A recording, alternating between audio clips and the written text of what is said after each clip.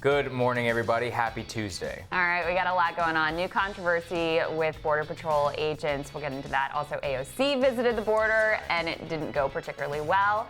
And we got some new polling out. Lots of new polling. All that coming up today on Rising.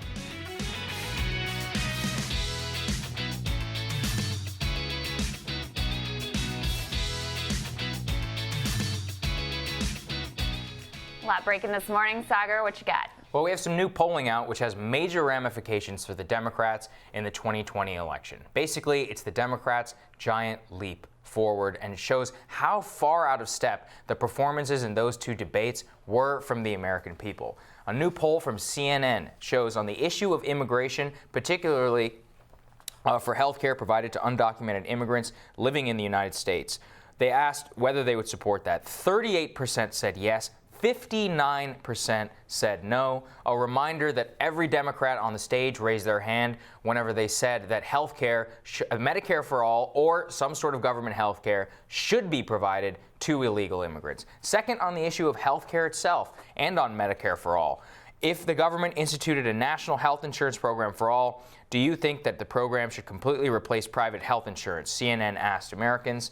21% said yes. 30% said yes among Democratic-leaning voters, which means that between 80 and 70% said no. So it's one of these particular things where it shows that there is a wrong focus in the Democratic Party. Now, healthcare is absolutely one in which there is a support for a national health insurance program, overwhelming support amongst the Democrats. But within their own constituency, only 20 to 30% of them support the elimination of private insurance. Second, on the immigration question, you see that the American people are overwhelmingly against providing vast government benefits to illegal immigrants. The message is always about the economy. It's about reconstituting the middle of this country, bringing back manufacturing jobs. This is a message that Democrats knew and won the White House with over and over and over again. And yet, for some reason, Crystal, it seems like there is just this misfocus on going as far left or as far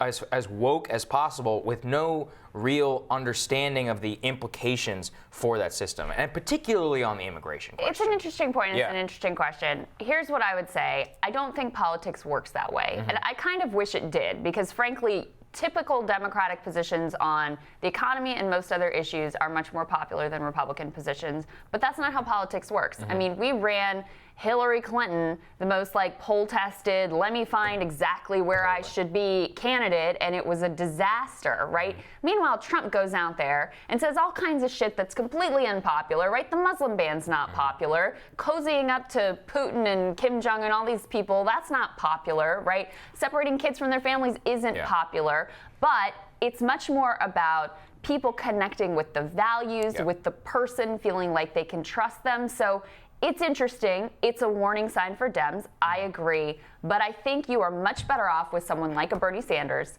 who at least you go, you know what, I'm not 100% with him there, but at least I know he's telling the truth and he actually believes the stuff that he says. I think you're right, and that's why I think politics is all about signaling. So I'm not saying somebody should say a poll-tested position. The reason people voted for Trump on immigration is because they looked at two candidates. They said one is basically not for immigration enforcement. One is for enforcement. I don't think it should be that extreme, but they side with the person who most resembles their values. So on the healthcare question, that is one where they really have to watch out, because this is just the Democratic likely voters. We don't even know the polling on the national numbers on eliminating private insurance. Same on the healthcare on the immigration question. This one is particularly troubling because it's 69% no, which means that President Trump or his proposals say not a single dollar should go to an illegal immigrant. Now, a lot of people would say, I don't know, okay, that's a little bit too far. But if the alternative is a lot of government dollars, they'll generally go with the no. So I think signaling is very important. I think signaling is very important. I guess I chalk Trump's election up to something simpler, which is that he made people feel seen. Like beyond the policy positions. I mean, look, he's a charlatan. I can't stand the guy. I think he's a ridiculous buffoon. But he went to places like West Virginia, talked to coal miners. He went and said, I see you. I value you. You're not deplorable. You're a good human being. you can say these things that you've been saying that are a little off color and you're not a horrible person. Like, he made people who felt forgotten be seen. And to me, that's much more important than any particular policy position. I think that's right. I think that is I would just call it the Trump base, or like the new Trump voter who hasn't voted in a long time. Right. There are a lot of middle of the road people who voted for Trump. I mean, a lot of people forget. A lot of moderate that Republicans. Is just partisanship. A lot of it is partisanship, but what makes somebody swallow the pill and vote? And I think it's stuff like this. Interesting. What's on your radar, Crystal? So yesterday we were granted a small window into the profound inhumanity that is really at the core of our government's current treatment of migrants. So ProPublica revealed a secret Facebook group called I'm 1015. It boasts 9,500 members who are either past or present Border Patrol agents. By the way, I'm 1015 is code for aliens in custody.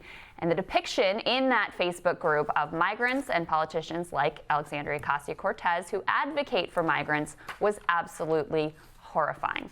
So here is ProPublica's reporting. They say, members of a secret Facebook group for current and former Border Patrol agents joked about the deaths of migrants, discussed throwing burritos at Latino members of Congress visiting a detention facility in Texas, and posted a vulgar illustration depicting Representative Alexandria Ocasio-Cortez engaged in oral sex with a detained migrant. That, according to screenshots of their postings. If you read further, you learn that in one post, a member of the group shared that heartbreaking photo of a father and a baby who had drowned trying to cross. And this member described the two as, quote, floaters, and suggested maybe the photo was a hoax. Of course, it was not. Oscar and Valeria were very real human beings who lost their lives because of our government-imposed cruelty. Other posts in the group referred to AOC and other congressional advocates for migrants as scumbuckets, bitches, and hoes. Well, some of those so-called bitches and hoes turned up at a detention center yesterday, and it did not go well. As you might expect, given the attitudes revealed on that page, officers were disrespectful and mocking. They refused to allow these duly elected members of Congress to take photos to document what they found inside the walls. And the congressional delegation heard from detainees who described degradation and psychological torture. Here's Congresswoman Judy Chu. We talked to a group of women, detainees, who said that they didn't have running water, that one was an epileptic and she couldn't get her medication. They were separated from their children. They'd been there over 50 days. One woman said that the Border Patrol agent told her to if she wanted water, just to drink from a toilet.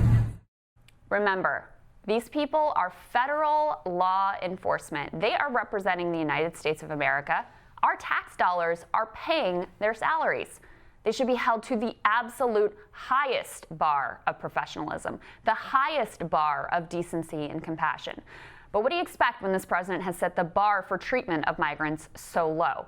Now, decent people can disagree as to the appropriate number of immigrants for a country to accept and how to select who gets in and who doesn't. That's all reasonable. But decent people cannot disagree on whether those migrants are full human beings worthy of basic dignity.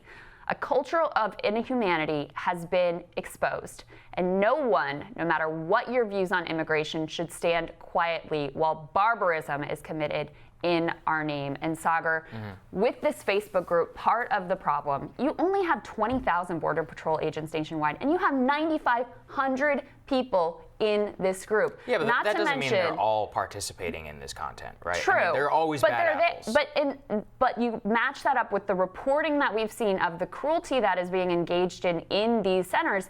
I mean, dehumanizing language and rhetoric goes hand in hand with cruelty, and it's coming from the top down. There is no excuse for this. Zero. To these Border Patrol agents, you guys are federal law enforcement agents. You're not in a fraternity Facebook group when you're 19 years old making jokes. This is inappropriate. It's disgusting. All of these people should be fired. It's terrible. The care of hundreds of thousands of human beings is in your hand, Serious and you have a major business. responsibility. Absolutely. That being said, I have a big question for Democrats, particularly AOC. Do you believe in detention whatsoever? I believe the answer is no. I believe that the answer to all of these Democrats is they do not believe in detention. They believe in a total release. They do not believe in the integrity of our border. They do not believe in the integrity of our asylum process. Okay. They do not believe in actual law. So they want an open border. They want anybody who is presenting with an asylum claim to be able to enter the United States and live freely, have a job, be able to go about their business, and they never acknowledge the fact that almost 90% of those people never show up to their final order of deportation. So there are two different things here, right? Detention, the policy of detention, and the idea of open borders. I think the idea of open borders is incredibly fringe and not expressed by any mainstream Democratic candidate. Border. But if you look, right now, part of the big problem that we've talked about is you have massive case backlog. So look, all of these people are going to be released. They're going to be released. They're not going to be held for the multiple years that, I mean, I shouldn't say all, some of them will be sent back because of criminality, et cetera. But most of them will be released. And those who have lawyers will come back for their hearings. A vast majority will come back for their hearings. They come back for the initial hearings, so but not the why? final. So why are we holding them longer than it takes to find out who they are, whether they have a criminal background, if this is really their child? Why are we holding them? There has to be some sort of deterrent effect, or people are going to know. If people are going to get released in the first 10 minutes, or the first 10 minutes of coming here, which is already happening down at the border because of the crush on the facilities, then it's going to be even more of a draw factor. I think the simple question is this. Do you believe in enforcement of immigration law? I believe the answer is no, from the vast majority of those representatives. I think it's comes from a place of humanity, but total impracticality. And that lack of impracticality is what bothers me. I sincerely believe that we could put these people up in the Ritz-Carlton, and AOC and Chris Hayes and so many of these other people would call us the most inhumane nation on earth. And I'm sorry, we have to have some sort of rule of law in this country. Does that mean the conditions in these camps are good? No, absolutely not. It's disgusting. How these people behave, terrible. But we have to have something. Right, but okay, so even if I graduate, I don't think that we should have this kind of detention. I don't think it makes sense. I think we should be focused a lot more on what causes people to leave their home countries to want to come here, rather than trying to brutalize them when they get here to try to deter them. It has to be a multifaceted approach. I agree. But let me stipulate, okay, so if we have detention, this is completely unacceptable. I mean, what is being described here, and it's not because of a lack of funding, it's because of a lack of humanity, a lack of seeing migrants as human beings who deserve respect. And that we should not stand for 1 second. By the way, I do want to say